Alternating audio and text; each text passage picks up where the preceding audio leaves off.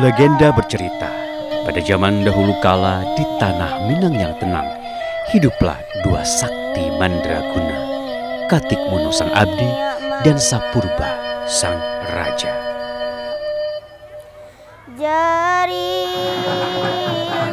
Entah apa yang memantik perangai Katikmono yang baik berubah menjadi jahat dan menyengsarakan rakyat. Pertempuran sang abdi dan raja pun terjadi. Dengan kesaktiannya, Katikmono merubah raga menjadi naga. Dengan satu semburan api, ia membakar tanah Minang hingga terbentuklah ngarai atau jurang yang dalam. Sadar akan kesalahan, Katikmono lalu mengubah aliran api menjadi aliran sungai yang tenang.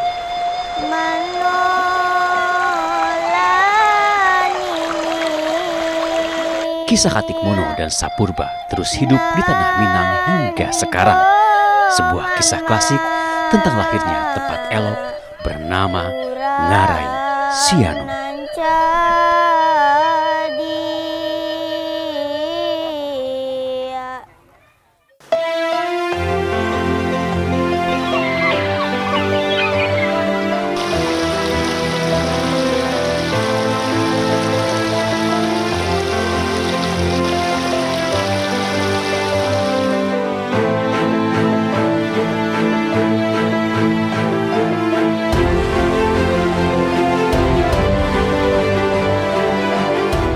Dalam bahasa Minang, Anok bermakna diam. Seperti suasana Ngarai Siano yang penuh dengan kesunyian, ketenangan, dan kedamaian.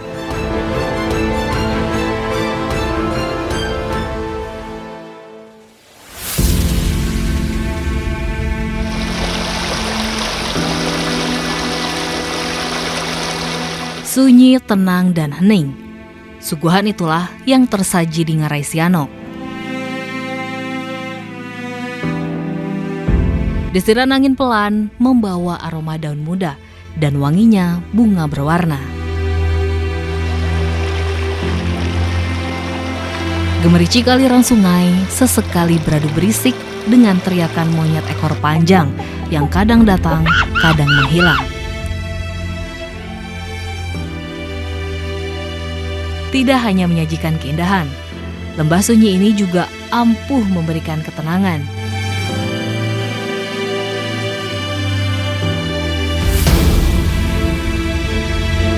Heran jika para leluhur menamainya Ngarai Sianok atau lembah Peliam.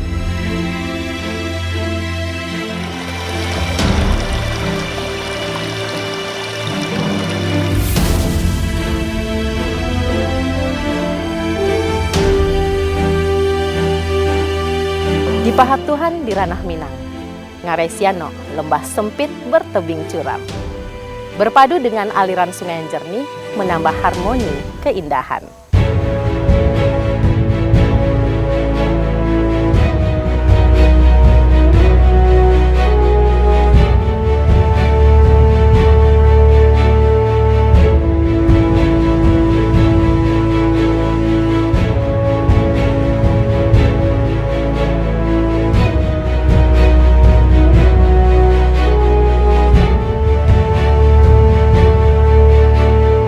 Terbentang dari Koto Gadang di arah selatan hingga Sianok 6 suku bagian utara. Ngarai Sianok adalah Grand Canyon terindah yang dimiliki Indonesia.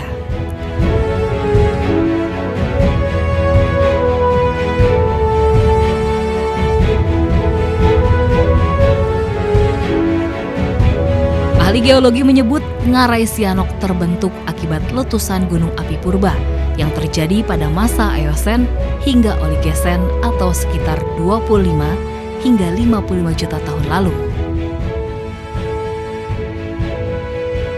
Menjulang tegak 100 meter dengan panjang lembah 15 km. Ngarai Sianok juga merupakan patahan bumi yang membelah Pulau Sumatera menjadi dua. Patahan itu membentang dari Aceh dan berakhir di Teluk Semangka, hingga disebut sebagai Patahan Semangka atau Sesar Semangko. Dengan semua keistimewaan yang dimilikinya, Ngarai Sianok pun kemudian ditetapkan sebagai Geopark Nasional. Dengan gelar baru itu, Ngarai Sianok pun semakin mengkokohkan dirinya sebagai tempat wisata andalan di Bukit Tinggi.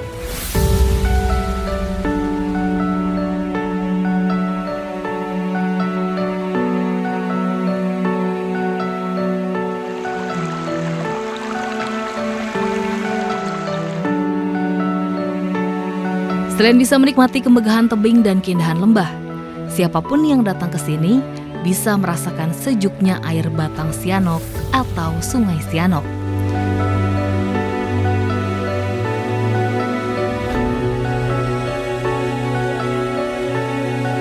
Mengalir dari Desa Lambah di Bukit Tinggi, aliran sungai ini berujung di Desa Sitingkai, Batang Palupu, Kabupaten Agam. Jika air cukup deras, warga setempat bisa menyusurinya dengan menggunakan kano atau kayak.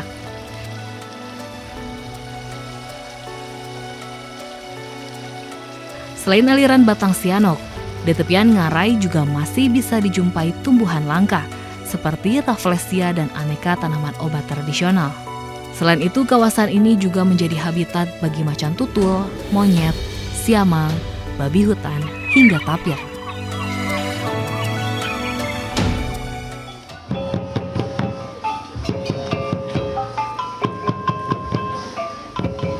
Ngarai Sianok bukan hanya tentang legenda Katik Muno dan Sangsa Purba.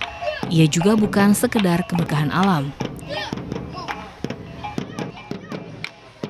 Bagi masyarakat Minang, Ngarai Sianok adalah bagian dari kehidupan yang tidak bisa mereka lepaskan. Maaf jorilah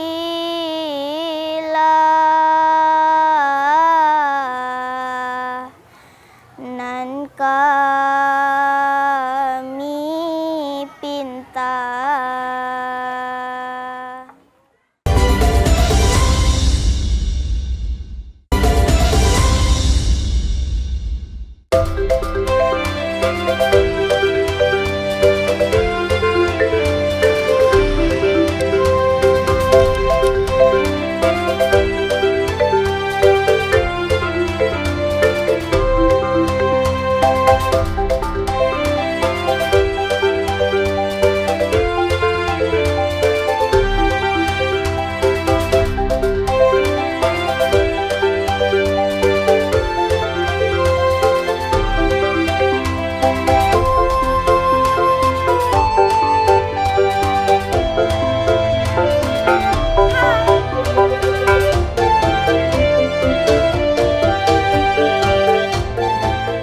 Selamat datang kembali di Ranah Minang, Gina. Gimana?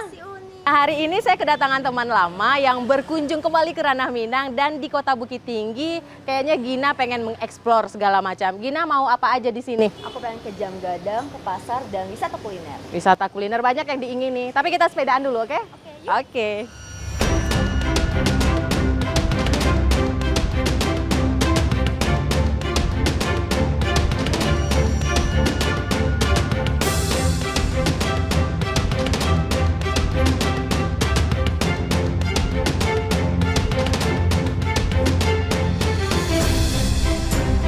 Terhampar di bawah megahnya Bukit Barisan, diapit dua gunung besar Singgalang dan Marapi. Inilah Kota Bukit Tinggi.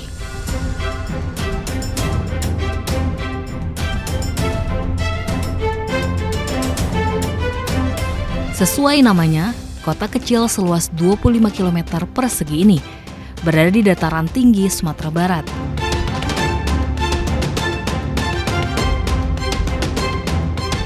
Para leluhur bercerita, awalnya kota ini hanyalah sebuah pasar, tempat masyarakat Agam Tuo berjual beli.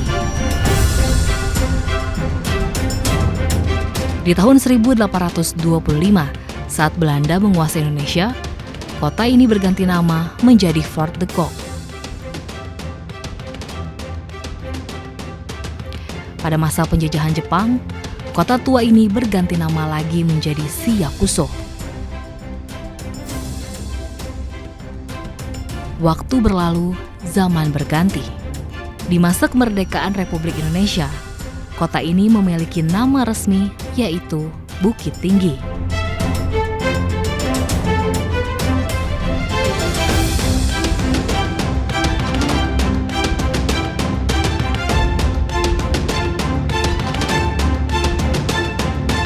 Tidak hanya tertuang dalam cerita, jejak sejarah kota ini juga tersimpan dalam bangunan-bangunan tua.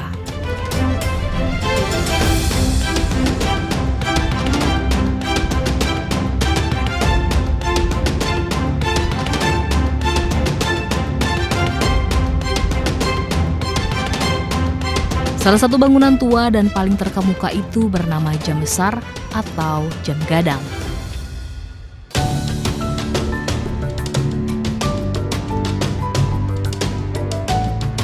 Berdiri anggun di Taman Sabai Nan Alwi, inilah primadona tak tertandingi dari Bukit Tinggi.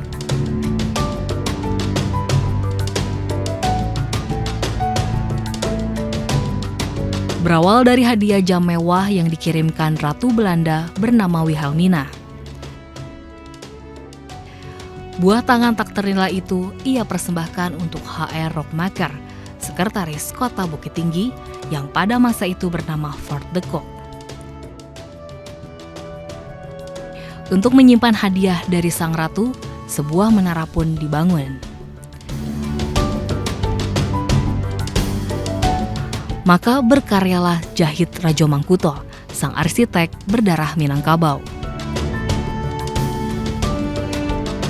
Hanya menggunakan batu kapur, putih telur, dan pasir Merapi pada 1926, Menara Gagah pun selesai dikerjakan. Menara itu kemudian memiliki nama Jam Besar atau Jam Gadang.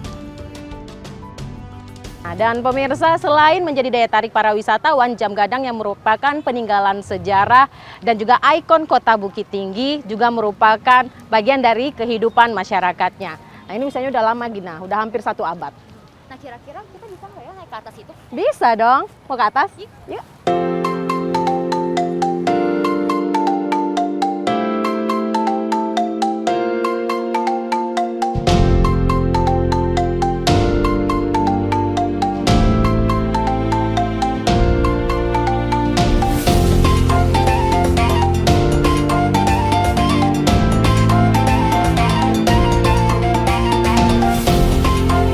Menjulang setinggi 26 meter, menara ini terbagi menjadi 4 tingkat. Tingkat pertama dijadikan ruang petugas, sementara di tingkat kedua tersimpan bandul pemberat jam. Dan inilah tingkat paling penting atau tingkat ketiga. Disinilah tersimpan mesin jam yang menjadi urat nadi utama. Diproduksi di Jerman oleh pabrik Wartmann Recklinghauses. Mesin jam langka ini hanya dibuat 2. Satu terpasang di Menara Jam Gadang, satu lagi berada di menara jam paling legendaris, Big Ben di London, Inggris.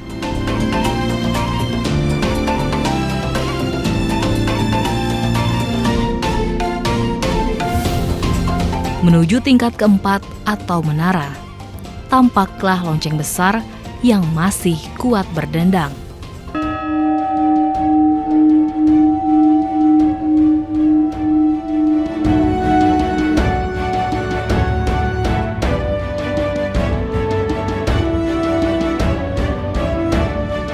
Dan dari puncak Menara Jam Gadang inilah terpampang pemandangan elok dari negeri Ngarai Sianok.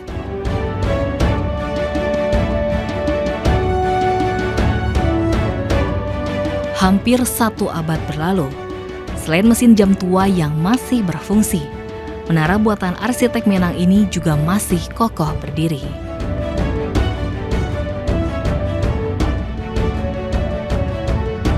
Dengan angkuh ia menantang Singgalang dan Marapi, dan dengan anggun ia menyaksikan zaman berganti di kota Bukit Tinggi yang sunyi.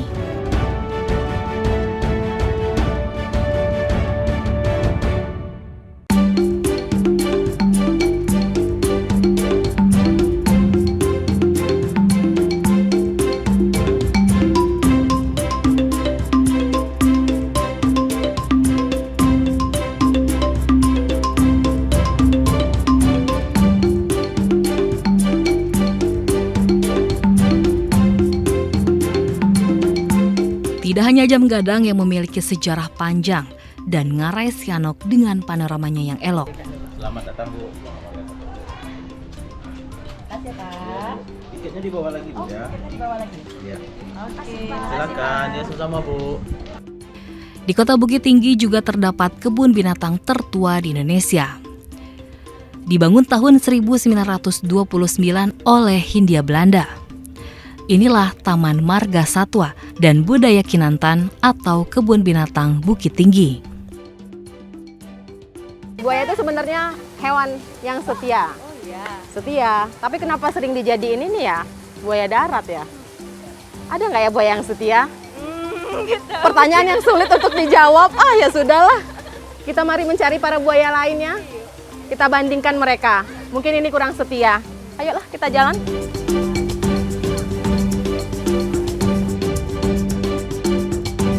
Berada di atas Bukit Cubadak, Bungkuak, kebun binatang berusia nyaris 1 abad ini memiliki banyak koleksi hewan. Selain tertua di Indonesia, kebun binatang ini juga hanya ada 1 di Sumatera Barat. Ditempatkan sesuai zona, ratusan koleksi binatang unggas, reptil, hingga karnivora dapat dilihat pengunjung dengan leluasa.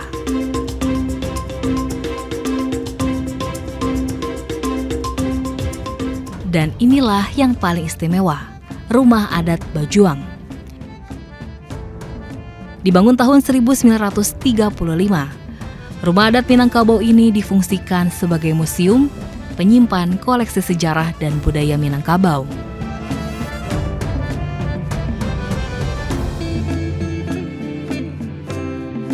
Dihubungkan jembatan gantung dan hanya berjarak selempar batu dari kebun binatang. Inilah Benteng Fort de Kock.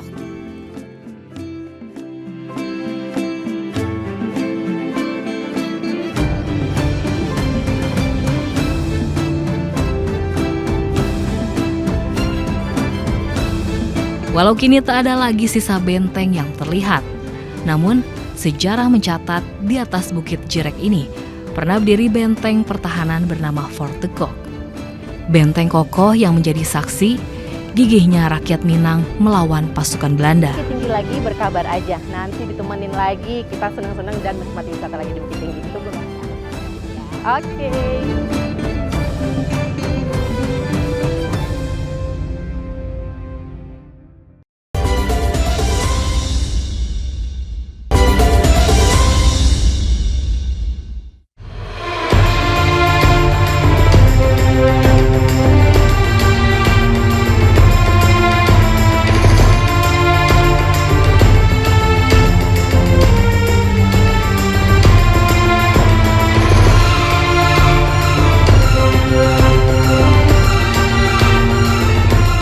Berada di bibir tebing Ngarai Sianok, lobang Jepang ini yang didirikan pada tahun 1942 melintasi beberapa tempat penting di Bukit Tinggi seperti Jam Gadang dan Benteng Fort de Kock.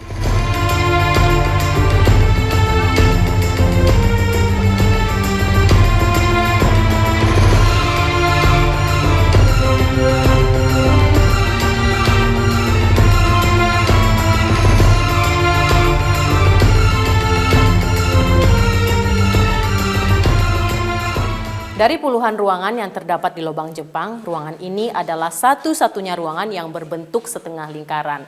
Dulu tentara Jepang menggunakan ruangan ini sebagai ruangan untuk berkomunikasi. Dan jika kita berteriak di ruangan ini, suara kita akan terdengar sejauh radius 1 km. Kita coba ya. Halo! Halo!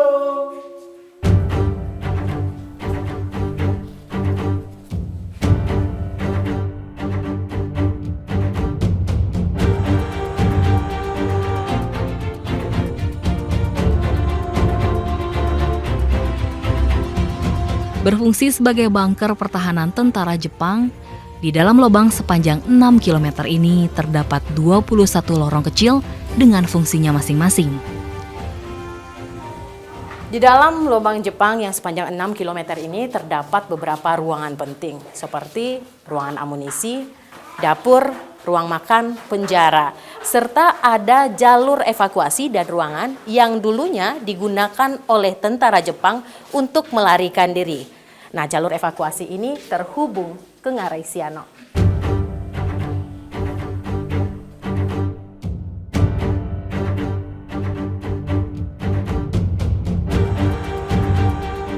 Sejarah mencatat untuk membangun lorong ini, tentara Jepang mendatangkan pekerja dari Jawa, Kalimantan, hingga Sulawesi.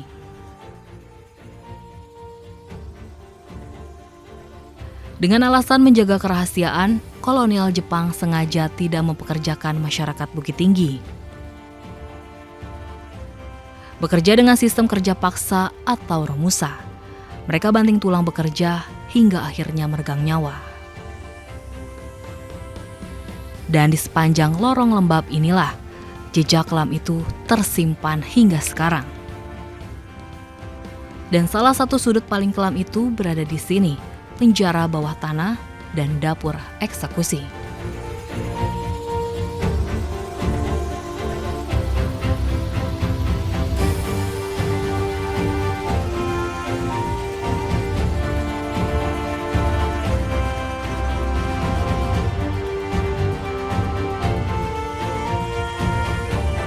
Cerita lisan menyebut di dalam penjara sempit inilah, para tahanan diperlakukan tidak manusiawi.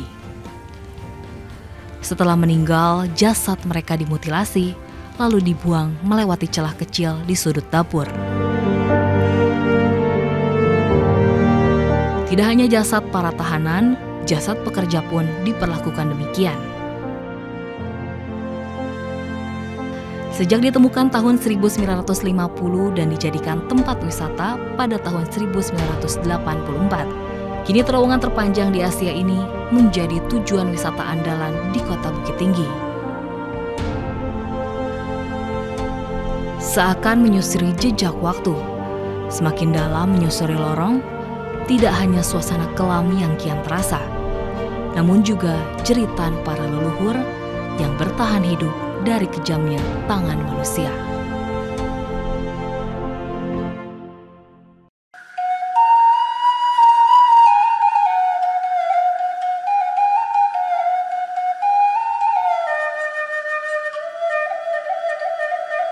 Dari dasar lembah Sianok dan puncak Menara Gadang, kini kita beranjak ke desa kecil bernama Sanjay. Desa kecil yang sejak tahun 70 dikenal dengan makanan istimewanya, karupuak Sanjay atau keripik Sanjay.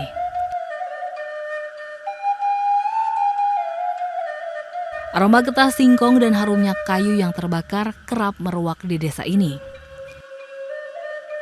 Jika di desa lain pagi hari amak tuo sibuk bekerja di ladang, lain lagi di desa ini, mereka justru tekun bergumul dengan singkong. Assalamualaikum, Mak Eti. Akhirnya sehat, Mak Eti. Alhamdulillah. Mak Eti lagi kupas? Lagi ngupas. Oke. Mana aja kamu nggak lama udah lama. Hadir di sini, kita duduk dulu, Mak Eti, yuk. Pemirsa, saat ini saya sedang berada di Desa Wisata Sanjay. Biasanya saya hanya mencicipi Sanjay dan tidak pernah membuat. Nah, saya sedang bersama Mak Eti, kita mau coba bikin Sanjay. Sanjay yang merupakan panganan yang terbuat dari singkong, diiris tipis, digoreng lalu dikasih bumbu penyedap. Mak Eti, seri bantu? Boleh?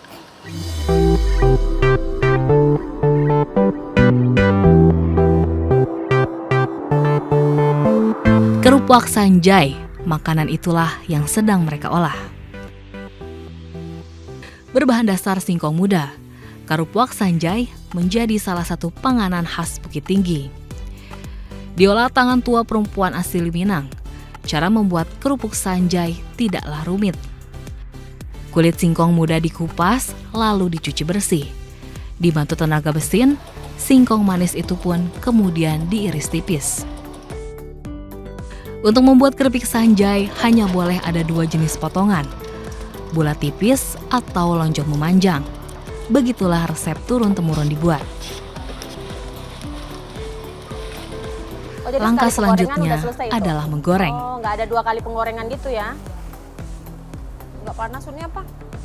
Tidak memakan waktu lama, irisan singkong keras tadi berubah menjadi kriukan keripik yang renyah. Proses terakhir adalah memberikan bumbu dan biasa dilakukan dapur kedai. Tinggal dicampur racikan saus cabai, keripik mulus tadi berubah menjadi merah merona.